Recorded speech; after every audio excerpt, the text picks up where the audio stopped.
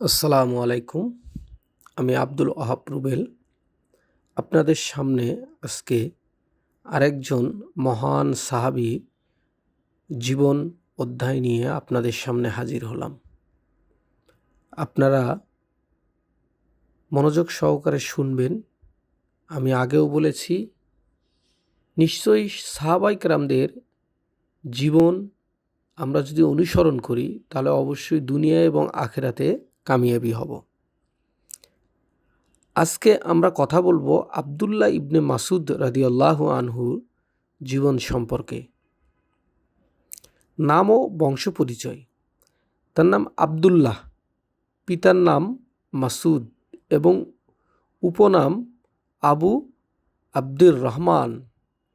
তিনি হুজাইল গোত্রের সন্তান ছিলেন।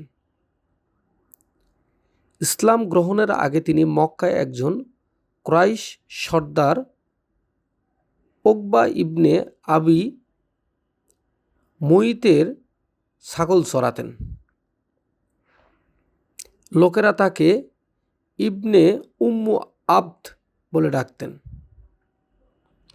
একদিন তিনি ছাগল চরানোর সময় রাসূল সাল্লাল্লাহু আলাইহি সাল্লাম এবং হযরত আবু বকর রাদিয়াল্লাহু আনহু এর সাথে তার দেখা হয়। নবী করিম সাল্লাল্লাহু আলাইহি সাল্লাম একটি ছাগলের ওলানে হাত বুলিয়ে দিলে দুধ দহন করার এক অলৌকিক ঘটনা দেখা যায়, যা দেখে তিনি ইসলামের প্রতি আকৃষ্ট হন।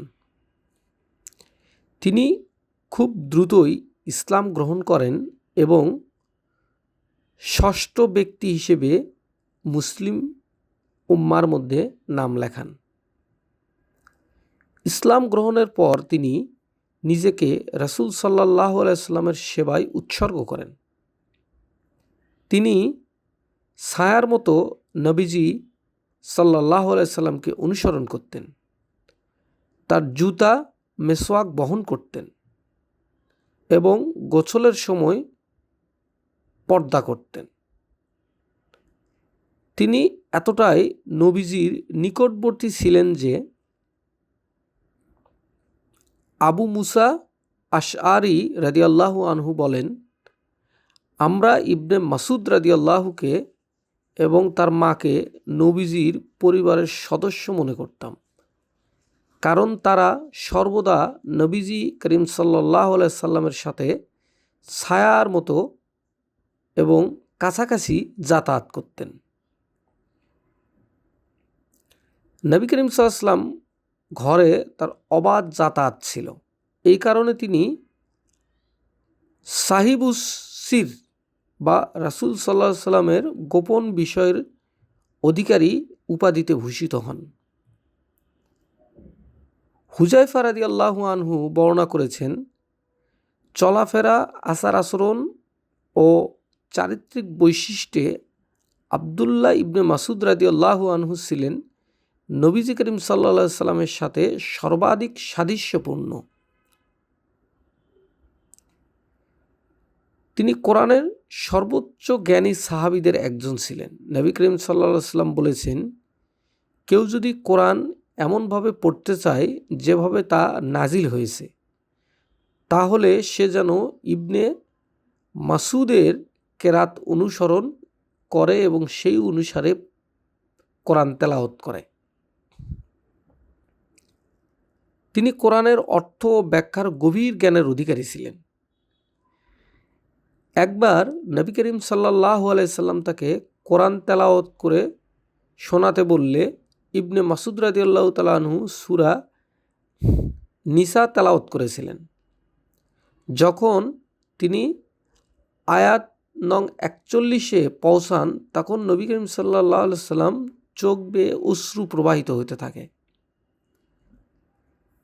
তিনি শুধু কারি ছিলেন না, বরং একজন প্রজ্ঞা, ফকিহ অর্থাৎ আইনবিদ ছিলেন।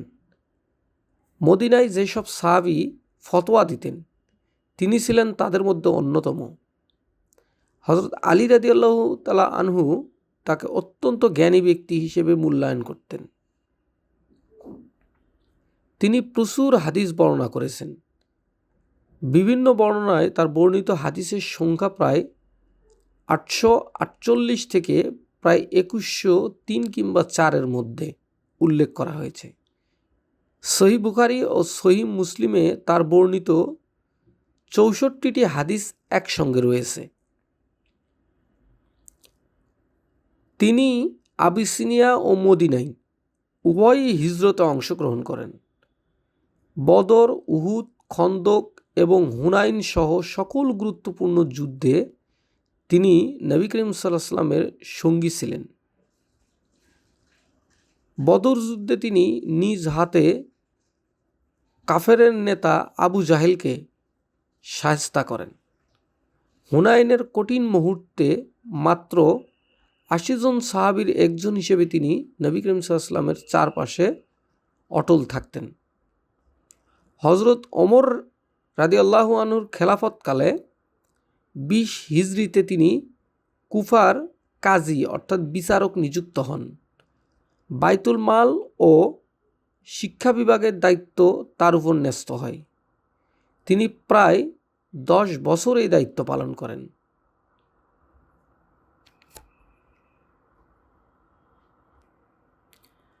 তিনি মূলত 32 হিজরি সনে আনুমানিক 653 থেকে 654 খ্রিস্টাব্দ মদিনায় ইন্তেকাল করেন। তাকে জান্নাতুল বাকি কবরস্থানে দাফন করা হয়। তিনি ছিলেন ইসলামের ইতিহাসে অন্যতম শ্রেষ্ঠ জ্ঞানী। তার পড়ানো কোরআন পাঠ কেরাত পরবর্তী কুফার কেরাত ও হানাফি মাযহাবের উপর গভীর প্রভাব ফেলেছে। তার জ্ঞান ও তাকওয়ার কারণে তাকে ফকিহ উম্মতের বিচারক উপাধিতে ভূষিত করা হয়। রাসূল সাল্লাল্লাহু আলাইহি সাল্লামের জীবনদশায় যারা সম্পূর্ণ কোরআন হিফজ করেছিলেন ইবনে মাসুদ রাদিয়াল্লাহু তাআলা আনহু ছিলেন তাদের মধ্যে অন্যতম। তিনি আনসার ও মুহাজিরদের মধ্য থেকে 10 জন হাফেজে কোরআনের একজন হিসেবে স্বীকৃতি লাভ করেন। এটি সহিহ বুখারী হাদিস নাম্বার 3806 নম্বরে সরাসরি উল্লেখ রয়েছে। তিনি প্রথম ব্যক্তি যিনি কাবা শরীফের সামনে প্রকাশ্যে কোরআন তেলাওয়াত করেন। যখন কুরাইশ নেতারা কাবায় জড়ো ছিল, তিনি সেখানে গিয়ে সূরা আর রহমান তেলাওয়াত করলে মুশরিকেরা তাকে নির্মমভাবে প্রহার করে। এটি সুনানে আহমদ হাদিস নাম্বার 3767 নম্বরে সরাসরি উল্লেখিত রয়েছে। তিনি বলতেন, যে ব্যক্তি সূরা বাকারা জানে সে ব্যক্তি দরিদ্র নয়। নবী করিম সাল্লাল্লাহু আলাইহি ওয়াসাল্লাম তাকে অনেক গোপন বিষয়ে জানাতেন।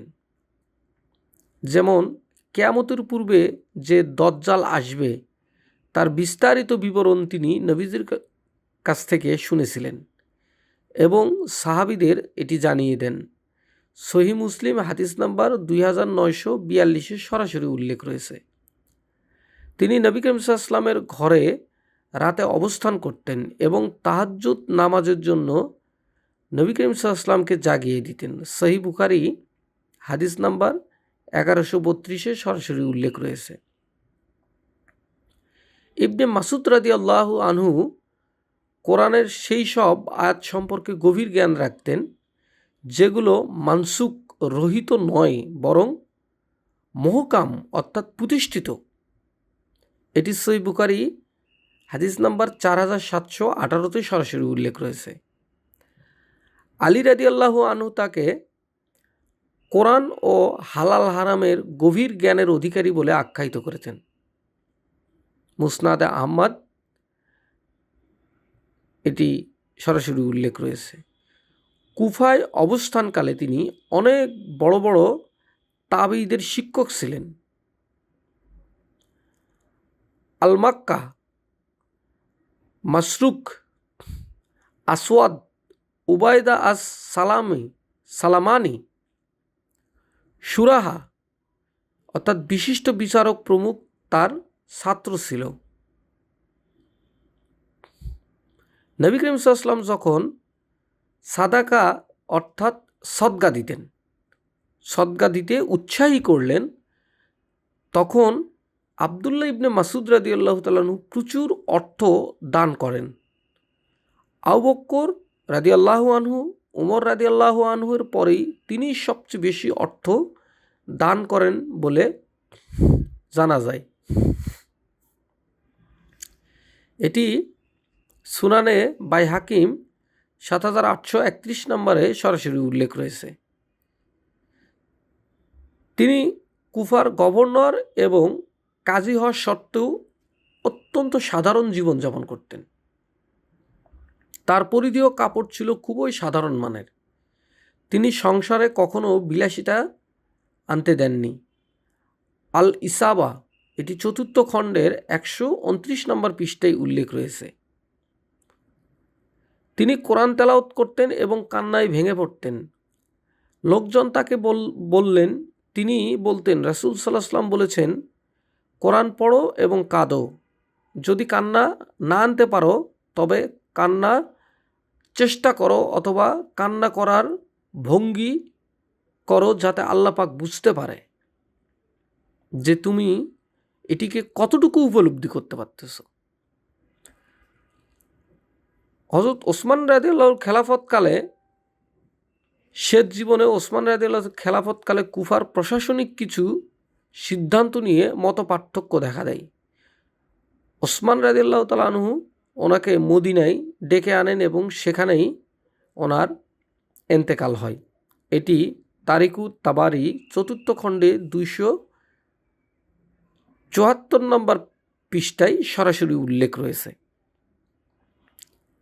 তিনি মৃত্যুর পূর্বে বলেছিলেন, আমি নবী করিম সাল্লাল্লাহু আলাইহি ওয়াসাল্লামের এন্তেকালের পর উম্মতে যা সবচেয়ে বেশি ভয় করি তা হলো মানুষের দুনিয়া প্রীতি ও মোহ। তার মৃত্যুর সময় তিনি কাঁদছিলেন। জিজ্ঞাসা করলে তিনি বললেন, আমি গুনাহের জন্য কাঁদছি না, বরং ভয় করছি রাসূল সাল্লাল্লাহু আলাইহি সাল্লামের আমলের তুলনায় আমার আমল যেন কম না হয়ে যায়। হিলায়াতুল আউলিয়া ১ম খণ্ডের ১৩১ নম্বর পৃষ্ঠায় এটি উল্লেখ রয়েছে। তিনি ছিলেন খর্বকায়, শীর্ণকায় ও ত্বকের রং ছিল কিছুটা কালো। তার পাগুলো ছিল খুবই ছোট ছোট, পাতলা। তিনি মর্যাদা দিক থেকে সবসময় সর্বদা সবার উপরে। তিনি সর্বদা সাদা পোশাক পরতেন এবং সুগন্ধি ব্যবহার করতেন। ওনার স্বভাব ছিল অত্যন্ত ভদ্র ও বুদ্ধিদীপ্ত। তিনি ছিলেন অত্যন্ত মিশুক এবং মানুষের সাথে কথা বললে তাদের সাথে স্বাচ্ছন্দ্য বোধ দান করতেন। রাসূল সাল্লাল্লাহু আলাইহি ওয়াসাল্লাম তাকে একবার একটি গাছ থেকে কিছু আনতে বললে তিনি গাছে ওঠার সময় তার পাতলা পা দেখে সাহাবীরা হাসতে থাকেন। তখন নবী করিম সাল্লাল্লাহু আলাইহি ওয়াসাল্লাম বলেন, তোমরা কি দেখে হাসছো? কিয়ামতের দিন মিজানে আবদুল্লাহ ইবনে মাসুদ রাদিয়াল্লাহু তাআলা আনহুর পায়ের পাতা হবে উহুদ পর্বতের চেয়েও ভারী। এটি সুনানে আহমদ ৮৭৬ নম্বর পৃষ্ঠায় সরাসরি উল্লেখ রয়েছে। তার স্ত্রী ছিল রাইতা বিনতে আবদুল্লাহ, ছিলেন একজন দক্ষ কারিগর। তিনি হস্তশিল্প করে সংসারের অর্থনৈতিক সহায়তা করতেন। তিনি অত্যন্ত আধুনিক চিন্তার অধিকারী ছিলেন। তার ওসিয়তে তিনি বলে গিয়েছিলেন যে তার কোনো কন্যাকে তাদের অজান্তে বিয়ে দেওয়া যাবে না। তার ভাইয়ের নাম ছিল উতবা ইবনে মাসুদ, তিনিও সাহাবী ছিলেন। তিনি ছিলেন নবী করিম সাল্লাল্লাহু আলাইহি ওয়াসাল্লামের চরিত্র, পথ নির্দেশনা ও ধৈর্যের দিক থেকে সর্বাধিক সাদৃশ্যপূর্ণ। তিনি প্রথম ব্যক্তি যিনি কাবা শরীফে মুশরিকদের সামনে গিয়ে প্রকাশ্যে সূরা আর রহমান তেলাওয়াত করে তাদের শুনিয়েছিলেন। রাসূল সাল্লাল্লাহু আলাইহি ওয়াসাল্লাম বলেছেন, তোমরা 4 ব্যক্তি থেকে কোরআন শিক্ষা করো, আবদুল্লাহ ইবনে মাসুদ, সালিম মৌলানা আবু হুজাইফা, ওবাই ইবনে কাফ রাদিয়াল্লাহু আনহু, মুয়াজ ইবনে জাবাল রাদিয়াল্লাহু আনহু। তিনি কোরআনের 10টি আয়াত শেখার পর তার অর্থ ব্যাখ্যা না আয়ত্ত করা পর্যন্ত তিনি পরবর্তী 10 আয়াতে যেতেন না। তিনি আব্দুল্লাহ নামটিকে সবচেয়ে বেশি প্রিয় নাম বলে আখ্যায়িত করতেন। হযরত ওমর রাদিয়াল্লাহু তাআলা আনহু তাকে এতটাই বিশ্বাস করতেন যে কুফা অধিবাসীদের উদ্দেশ্যে লেখা পত্রে বলেছিলেন, আমি তোমাদের নিকট আম্মারকে আমির এবং ইবনে মাসুদকে শিক্ষক ও মন্ত্রী হিসেবে প্রেরণ করছি। আমি আব্দুল্লাহকে তোমাদের উপর নিজের চেয়েও অগ্রাধিকার দিয়েছি। হযরত ওমর রাদিয়াল্লাহু আনহু একবার তার ছোট পায়ের দিক তাকিয়ে হাসলেন এবং বললেন, শরীর ছোট কিন্তু ইলমে পরিপূর্ণ। কুফার গভর্নর সাদ ইবনে আবি আক্কাস রাদিয়াল্লাহু আনহু বাইতুল মাল থেকে কিছু অর্থ ধার নিলে তা পরিশোধ নিয়ে বিরোধ দেখা দেয়। এই ঘটনা ওসমান রাদিয়াল্লাহু আনহুর দরবার পর্যন্ত গড়ায়। ওসমান রাদিয়াল্লাহু আনহু এর নির্দেশে কোরআন সংকলনের সময় যায়েদ ইবনে সাবিত রাদিয়াল্লাহু আনহুর নেতৃত্বে তিনি প্রথমে কিছুটা আপত্তি জানিয়েছিলেন, কারণ তিনি নিজেকে এই কাজের জন্য বেশি বয়স্ক অভিজ্ঞ মনে করতেন। পরবর্তীতে তিনি তা মেনে নেন। মদিনায় ফেরার পথে তিনি রাবাজা নামক স্থানে আবু যর গিফারি রাদিয়াল্লাহু তাআলা আনহুর মৃত্যুবরণ করতে দেখেন এবং নিজে হাতে তার জানাজা ও দাফন সম্পূর্ণ করেন। শেষ জীবনে তিনি 3 বছর যাবৎ বাইতুল মাল থেকে তার প্রাপ্য ভাতা অর্থাৎ 15,000 দিরহাম গ্রহণ করেননি। তিনি প্রায় 90,000 দিরহাম আনুমানিক 270 কোটি টাকার সমতুল্য সম্পদ, আমি আবারও বলতেছি আনুমানিক এখনকার সময়ে 270 কোটি টাকার সমতুল্য পরিমাণ সম্পদ রেখে যান, যা তার মৃত্যুর পর বিতরণ করা হয়। তিনি মৃত্যুর পূর্বে ওসিয়ত করে যান যে তার জানাজার নামাজ জুবাইর ইবনুল আওয়াম রাদিয়াল্লাহু আনহু পড়াবেন।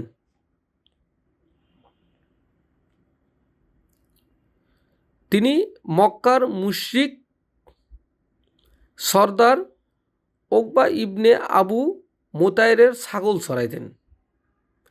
একদিন রাসূল সাল্লাল্লাহু আলাইহি ওয়াসাল্লাম এবং আবু বকর রাদিয়াল্লাহু তাআলা আনহুর এই ছাগলের ওলানের মধ্যে হাত দিয়ে দুধ দহনের ঘটনার পর থেকে তিনি নবীজি করিম সাল্লাল্লাহু আলাইহি ওয়াসাল্লামের প্রতি ঈমান আনেন এবং পরবর্তীতে নবীজি করিম সাল্লাল্লাহু আলাইহি ওয়াসাল্লামের পাশেই থাকেন।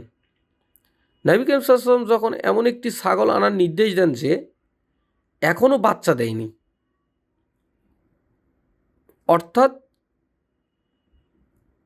ছোট বাচ্চা বা ছাগি তুল্য আর কি, যেটা এখনও মা হতে অনেক সময় লাগবে, তিনি সেটির ওলানে হাত বুলিয়ে দোয়া করলেন রাসূল সাল্লাল্লাহু আলাইহি ওয়াসাল্লাম। সাথে সাথে অলৌকিকভাবে ছাগলটির ওলানে দুধে ভরে গেল।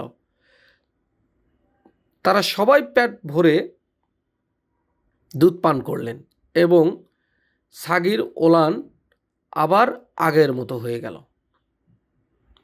এই মুজিজা দেখে বালক আব্দুল্লাহর অন্তরে ঈমানের বীজ রোপিত হয়। তিনি ইসলাম গ্রহণ করেন, নবী করিম সাল্লাল্লাহু আলাইহি ওয়াসাল্লামের মাথায় হাত বুলিয়ে দেন। নবী করিম সাল্লাল্লাহু আলাইহি ওয়াসাল্লাম আব্দুল্লাহ ইবনে মাসুদ রাদিয়াল্লাহু তাআলা আনহু মাথায় হাত বুলিয়ে দিলে, আল্লাহ তোমাকে রহমত করুক, তুমি একজন সুসভ্য বালক। নবী সাল্লাল্লাহু আলাইহি ওয়াসাল্লাম তাকে এমন একটি বিশেষ অনুমতি দিয়েছিলেন যা অন্য কাউকে দেওয়া হয়নি। তিনি বলেছিলেন, তুমি যে কোনো সময় পর্দা উঠিয়ে আমার ঘরে প্রবেশ করতে পারেন এবং আমার একান্ত আলোচনাও শুনতে পারবে, এই অধিকার তোমাকে দেওয়া হলো।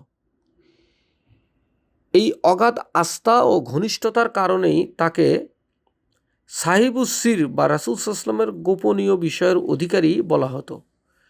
তিনি নবী করিম সাল্লাল্লাহু আলাইহি ওয়াসাল্লামের জুতা, মেসওয়াক, বিছানা বহন করতেন এবং গোসলের সময় পর্দা করে দিতেন। একবার নবী করিম সাল্লাল্লাহু আলাইহি সাল্লাম আবদুল্লাহ ইবনে মাসুদ রাদিয়াল্লাহু আনহুকে বললেন, তুমি আমাকে একটু কোরআন তেলাওয়াত করে শোনাও। ইবনে মাসুদ রাদিয়াল্লাহু আনহু বিস্মিত হয়ে বললেন, ইয়া রাসূলুল্লাহ, আমি আপনাকে তেলাওয়াত শোনাবো, অথচ আপনার উপরই তো এই কোরআন নাজিল হয়েছে। নবী করিম সাল্লাল্লাহু আলাইহি সাল্লাম বললেন, আমার মন চাচ্ছে কারো কাছ থেকে একটু কোরআন তেলাওয়াত শুনি। তখন ইবনে মাসুদ রাদিয়াল্লাহু তাআলা আনহু সূরা নিসা তেলাওয়াত করতে শুরু করলেন। যখন তিনি আয়াত নং 41-এ পৌঁছালেন, সুতরাং তারা ভেবে দেখুক সেই দিন, অর্থাৎ তাদের অবস্থা কেমন হবে যখন আমি প্রত্যেক উম্মতকে একজন একজন সাক্ষী হিসেবে উপস্থিত করব এবং হে নবী আমি তোমাকে ওইসব লোকের বিরুদ্ধে সাক্ষী রূপে উপস্থিত করব। তখন নবী করিম সাল্লাল্লাহু আলাইহি ওয়াসাল্লাম বললেন, ঠিক আছে, থামো। ইবনে মাসুদ রাদিয়াল্লাহু আনহু বললেন, আমি নবীজির দিকে তাকিয়ে দেখলাম ওনার দুই চোখ বেয়ে অজস্র আকারে অশ্রু ঝরতেছে। এটি সহিহ বুখারী 5055 নম্বর হাদিসে উল্লেখ রয়েছে। ইবনে মাসুদ রাদিয়াল্লাহু আনহু খর্ব খায়, শীর্ণকায়, তার পাগুলো ছিল খুবই পাতলা। একবার তিনি গাছে উঠলেন এবং কিছু সাহাবী দেখে হাসাহাসি করলেন। ঘটনাটি আমি আপনাদেরকে এর আগেও বলেছি। বদরের যুদ্ধের ময়দানে তিনি নিজ হাতে কাফেরের নেতা আবু জাহেলকে শায়েস্তা করেন। মৃত্যুর পূর্বে আবু জাহেল বলেছিল, তোমার চেয়ে বেশি তুচ্ছ কেউ আজ আমার কাছে আমাকে হত্যা করতে পারে না। এই ঘটনার মাধ্যমেই ইসলামের সবচেয়ে বড় শত্রুর বিরুদ্ধে বিজয় অর্জিত হয়। তিনি নবী করিম সাল্লাল্লাহু আলাইহি ওয়াসাল্লামের ঘরে রাতে অবস্থান করতেন। তাহাজ্জুদের নামাজের জন্য রাসূল সাল্লাল্লাহু আলাইহি ওয়াসাল্লামকে ডেকে দিতেন।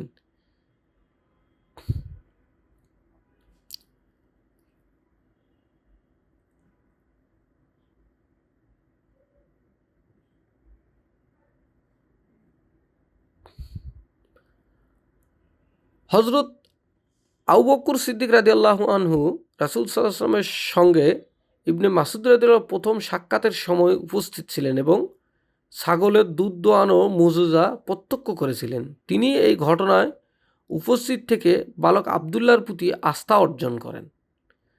তিনি ইবনে মাসুদ রাদিয়াল্লাহুকে রাসূল সাল্লাল্লাহু আলাইহি ওয়াসাল্লামের অত্যন্ত ঘনিষ্ঠ বিশ্বস্ত সঙ্গী হিসেবে জানতেন। আবু মুসা আশআরী রাদিয়াল্লাহু বর্ণনা অনুযায়ী তিনি ইবনে মাসুদ রাদিয়াল্লাহু ও তার মাকে রাসূল সাল্লাল্লাহু আলাইহি ওয়াসাল্লামের পরিবারের সদস্য মনে করতেন, যা ইঙ্গিত করে যে প্রথম খলিফাও তাকে সেই চোখেই দেখতেন। হযরত ওমর রাদিয়াল্লাহু আনহু যখন কুফার অধিবাসীদের উদ্দেশ্যে পত্র লিখছিলেন, তখন বলেছিলেন, আমি তোমাদের নিকট আম্মারকে আমির এবং ইবনে মাসুদকে শিক্ষক ও মন্ত্রী হিসেবে প্রেরণ করলাম। আমি আবদুল্লাহকে তোমাদের উপর নিজের চেয়েও অগ্রাধিকার দিয়েছি। শেষ জীবনে কুফার প্রশাসনিক কিছু সিদ্ধান্ত নিয়ে মতপার্থক্য হয়ে যায়। ওসমান রাদিয়াল্লাহু তাআলা আনহু তাকে মদিনায় ডেকে নিয়ে আসে এবং শেষ জীবনে তিনি সেখানেই ইন্তেকাল করে। এইভাবে ইবনে মাসুদ রাদিয়াল্লাহু তাআলা আনহুর জীবনী সমাপ্তি ঘটে।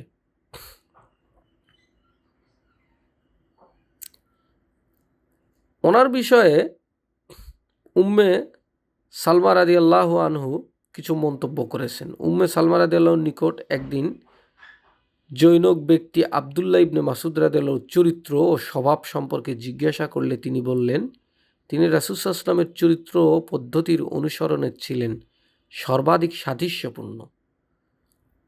উম্মে হাবিবাহ রাদিয়াল্লাহু আনহা ইবনে মাসুদ রাদিয়াল্লাহু আনহুর ইলম ও জ্ঞানের ভূয়সী প্রশংসা করতে তিনি বলতেন, তিনি এমন একজন ব্যক্তি যিনি রাসূল সাল্লাল্লাহু আলাইহি ওয়াসাল্লামের ইলমের ভাণ্ডার থেকে সরাসরি পান করছেন। এখানে আম্মাজান আয়েশা রাদিয়াল্লাহু আনহা সাথে ইবনে মাসুদ রাদিয়াল্লাহু কিছু ফিকাহ মতপার্থক্য ছিল। বিশেষ করে মৃত ব্যক্তির জন্য নবী করিম সাল্লাল্লাহু আলাইহি ওয়াসাল্লাম কিয়ামতের দিন সুপারিশ করবেন কিনা, এই বিষয়ে তাদের মধ্যে মতানৈক্য ছিল।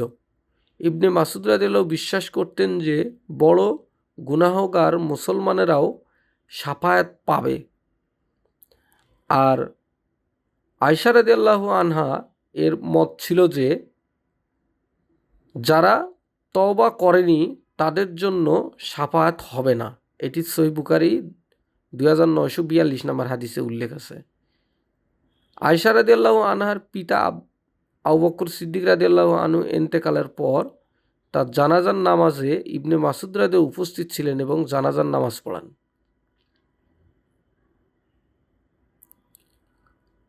উম্মুল মুমিনিন জয়নব বিনতে খুজাইমা রাদিয়াল্লাহু আনহা, যিনি উম্মুল মাসাকিন নামে পরিচিত, ইবনে মাসুদ রাদিয়াল্লাহু আনহুর দরিদ্র ও মিসকিনদের প্রতি অগাধ ভালোবাসা ও সেবা দেখে মুগ্ধ হতেন এবং তার প্রশংসা করতেন।